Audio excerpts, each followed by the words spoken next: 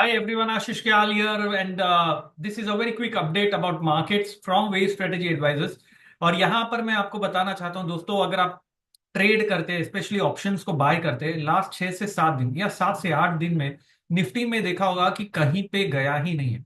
ऊपर का जो लेवल है 23,250 ब्रेक नहीं कर रहा है, नीचे में जो लेवल है 22,725 पे लो बनाया, वहां से बाउंस हुआ, और उसके बाद ये रेंज नैरो होती जा रही है।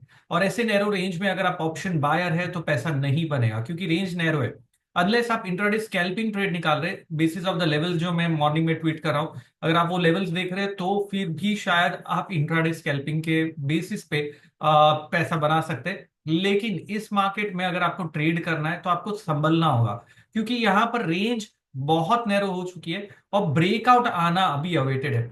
ऐसे नैरो रेंज में होता क्या, जो एवरेज ट्रू रेंज जो वोलेटिलिटी रिफ्लेक्ट करता है वो एटीआर नीचे आता जाता है। एटीआर वैल्यू नीचे आने का मतलब होता है कैंडल की साइज कम हो रही है, उसका मतलब होता है वोलेटिलिटी कम हो रही है। और वोलेटिलिटी अगर कम होगी तो ऑप्शन का प्राइस गिरते चला जाएगा। भले ही मार्केट कहीं नहीं गया लेकिन ऑप्शन प्राइस नीचे आ रहा है। ऐसा हुआ है आपके साथ कि मार्केट अंडरलाइन वही रह गया लेकिन ऑप्शन प्राइस डिटोरिएट हो गया? इसके दो कल्प्रिट है, एक तो वोलेटिलिटी और दूसरा है थीटा। टाइम वैल्यू और वोलेटिलिटी दोनों डिटोरिएट हो रहे हैं और वो आपके अगेंस्ट है। तो ऐसे में आपको सिंपल मेथड्स को यूज करना होगा। कैल्टनर चैनल, केएसटी ब्रेकआउट टेक्निक जो हमने किए थे, वो मेथड्स पे अगर आप ट्रेड करोगे तो शायद से आप सही मोमेंटम को कैच कर पाओगे ना। ऐसे में चलते हुए अगर हम मार्केट पे नजर डालें और देखें नियो वेव के लेंस से, साथ ही में टाइम साइकिल को कंबाइन करके देखें तो क्या दिख रहा है वो देखते हैं।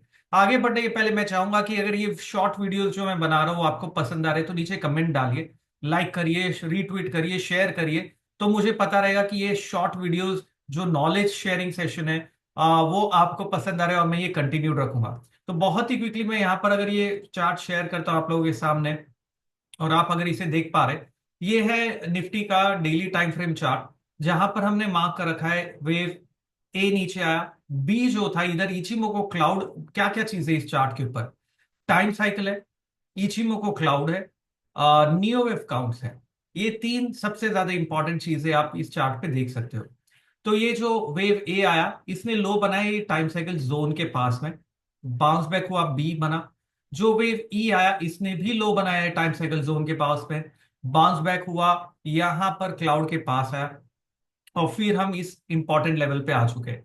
ये जो इंपॉर्टेंट लेवल आप यहां पर देख रहे हो दोस्तों, ये बहुत ही क्रूशियल लेवल है। बिकॉज इस लेवल पे अगर आप देखेंगे, यहां पर सबसे ज्यादा इंपॉर्टेंट चीज ये देखने को मिल रही है हमें कि ओवरऑल जो ट्रेंड है यहां पर वो टाइम सपोर्ट जोन पे, इस लेवल को टाइम सपोर्ट जोन इसलिए कहा जाता है क्योंकि ये साइकिल के लो बना है, ये साइकिल के लो के पास बना है। तो ये बहुत ही क्रूशियल जोन है। मैं ये नहीं कह रहा यहां से निफ्टी नीचे जाएगा या ऊपर जाएगा, यहां पर ये बहुत ही क्रूशियल जोन पे बैठा हुआ है। और कभी कभी प्राइस एक्शन देखना बहुत इंपॉर्टेंट होता है। लास्ट 10 दिन में निफ्टी ने अभी तक एक भी क्लोज प्रीवियस हाई के ऊपर नहीं दिया। अगर आप इस चार्ट को जूम करके देखेंगे तो बहुत क्लियरली देख पाएंगे कि एक भी बार प्रीवियस हाई के ऊपर क्लोज नहीं किया। यहां पर निफ्टी ने एक भी बार क्लोज नहीं किया, मतलब 10 दिन हो चुके लेकिन क्लोज नहीं कर पा रहा है। साथ ही में ये जो साइकिल लो है इसके नीचे भी क्लोज नहीं किया बाजार ने। तो मतलब ये टग ऑफ वॉर वाला सिनेरियो जहां पर कोई भी बड़ा प्लेयर कमिट नहीं कर रहा है बाय साइड या सेल साइड के लिए। वहीं पे जो वॉल्यूम्स है वो ड्रॉप हो चुके शार्पली, वॉल्यूम्स यहां पर ड्रॉप हो चुके हैं और ब्रेकआउट अवेटेड है। तो ब्रेकआउट का डायरेक्शन क्या हो सकता है वो अभी कहना मुश्किल है, क्योंकि साइकिल सपोर्ट है लेकिन प्राइस एक्शन बेरिश है, तो कॉन्फ्लिक्ट है यहां पर। यहां पर अगर ये लो ब्रेक हो जाता है तो टाइम साइकिल सेल में टर्न हो जाएगा कभी तक के लिए। ये टाइम साइकिल सेल में टर्न हो जाएगा 16 अप्रैल 2025 तक के लिए, 16 अप्रैल तक सेल में हो जाएगा। इसका मतलब होगा कि ये जो हाई बना है 23,800 वो 16 अप्रैल तक नहीं निकलेगा। मैं पूछना चाहता हूं कि क्या ये इंफॉर्मेशन ऑप्शन ट्रेडर के लिए इंपॉर्टेंट है? क्योंकि अगर आपको पता है 16 अप्रैल तक 23,800 नहीं निकलने वाला है तो आप ट्रेड ले सकते हो। ये कब होगा? जब निफ्टी 23,725 के नीचे डेली क्लोज दे देगा। यहां पर एक और चीज देखने वाली है कि मैंने साइकिल्स बना रखे, ये जो नीचे आप देख रहे हो ये टाइम साइकिल्स बना रखे।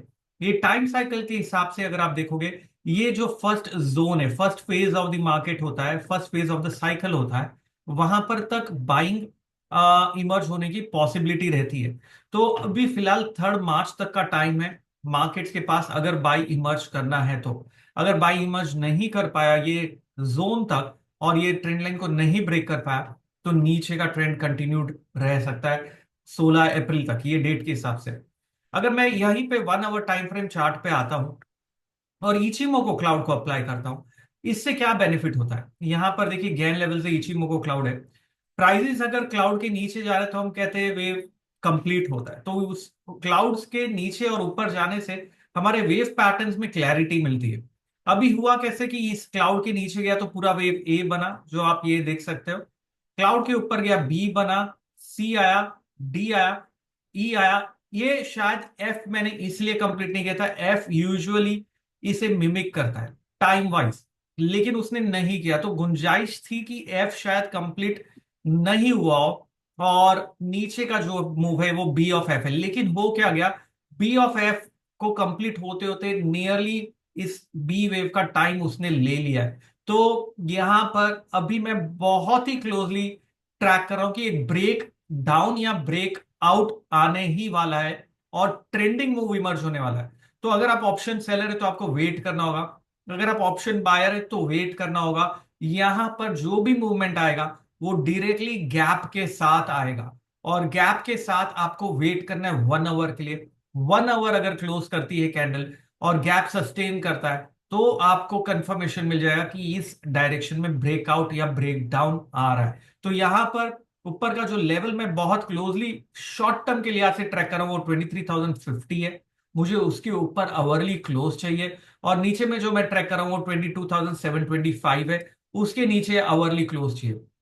इचिमोको क्लाउड बता रहा है गुंजाइश अभी ये ओपन हो चुकी है कि ऑन गोइंग मूव वेव जी है, बी ऑफ एफ की पॉसिबिलिटी हर दिन कम होती जा रही है, क्योंकि अभी बी ऑफ एफ ने बहुत ज्यादा टाइम ले लिया है। तो गुंजाइश बढ़ती जा रही है कि अगर बुल्स अभी एक्टिव नहीं हुए तो जी लैग नीचे आएगा और जी लैग मिमिक करेगा ये पूरे पूरे ए लैग को। अभी मैं उस पे स्टैंड नहीं ले रहा हूं, मुझे और 2 दिन चाहिए ये कंफर्म करने के लिए कि ये जी इमर्ज हो रहा है। भले ही मार्केट दोस्तों अगर आप ट्रेड करते हो और सही ट्रेड करते हो तो आपको ये परवाह नहीं होनी चाहिए कि मार्केट ऊपर जाए या नीचे जाए। आपको ये देखना चाहिए कि आपका रिस्क मैनेजमेंट कैसा है। भले ही मार्केट ऊपर जाए या नीचे जाए, पैसा दोनों साइड बनता है अगर आपने सही स्टॉप लॉस के साथ काम किया, सही रिस्क को समझा और अपने ट्रेंड के साथ ट्रेड किया, क्योंकि ट्रेंड इज योर फ्रेंड और भाव भगवान से। तो ये है अपडेट अभी तक के लिए मार्केट का। फिलहाल रेंज में फंसा हुआ है, वेट एंड वॉच वाला सिनेरियो है, आपको रुकना होगा। यहाँ इचिमोको क्लाउड को लगाई, बहुत शानदार टेक्निक है और इसके ऊपर हम बात डिटेल में करेंगे हमारे सूत्र ऑफ वेव्स। आने वाले वीकेंड ये सैटरडे संडे को इचिमोको क्लाउड और वेव थियरी को क्लब करेंगे, एक शानदार फोरकास्टिंग टूल बनाएंगे और आप तैयार रहना यहाँ पर जुड़ने के लिए। तो आज के लिए ये अपडेट अगर पसंद आया तो रीट्वीट करिए, शेयर करिए, लाइक करिए, कमेंट करिए, और मुझे ऐसे ही मोटिवेशन मिलेगा कि आप लोग ये वीडियोस को पसंद करें। आज के लिए इतना ही दोस्तों, थैंक यू वेरी मच जुड़ने के लिए और मिलेंगे जल्द।